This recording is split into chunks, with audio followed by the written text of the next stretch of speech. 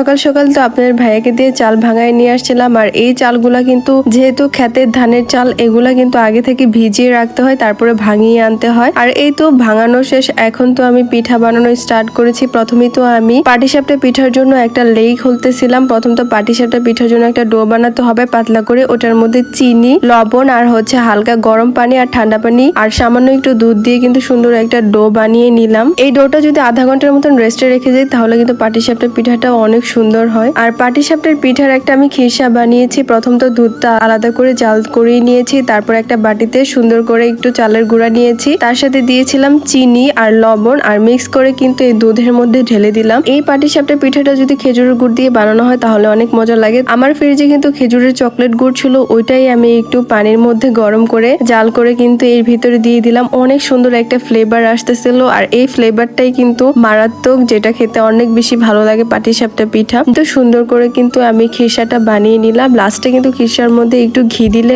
অনেক বেশি ভালো লাগে, ঘি দিলে কিন্তু ফ্লেভারফুল হয়। আর এই খিরসাটা কিন্তু পুরোটাই আমি দুধ দিয়ে বানিয়েছি, তবে এখানে নারকেল দিলে ভালো হতো, নারকেল নাই দেখে এখন আর কিন্তু দেওয়াই হয় নাই। আর এই তো খিরসাটা একদম সুন্দর করে ঘন করে এটা একটু ঠান্ডা করার জন্য রেখে দিলাম। আর এদিক দিয়ে কিন্তু আমি পাটিসাপটাটা বানাচ্ছিলাম। প্রথমে তো এই কড়াইটার মধ্যে একটু তেল ব্রাশ করে নিলাম, আর তেল ব্রাশ করার পরে কিন্তু এখানে চামচ দিয়ে ডোটা ছড়াই দিলাম রুটির মতন করে পাতলা করে। আর এই তো একটু হওয়ার পরেই কিন্তু এর মধ্যে দিয়ে দিলাম খিরসা। খিরসাটা কিন্তু সুন্দর করে ফোল্ড করে দিলাম। আর দেখেন কি সুন্দর মাশাআল্লাহ পাটিসাপটা পিঠা হয়ে গেছে। তবে বেশি বানাই নাই, একদমই অল্প কয়েকটা বানিয়েছিলাম। আর মাশাআল্লাহ এই পিঠাগুলো অনেক বেশি সুন্দর হয়েছে, আর খেতেও কিন্তু অনেক মজা হয়েছিল।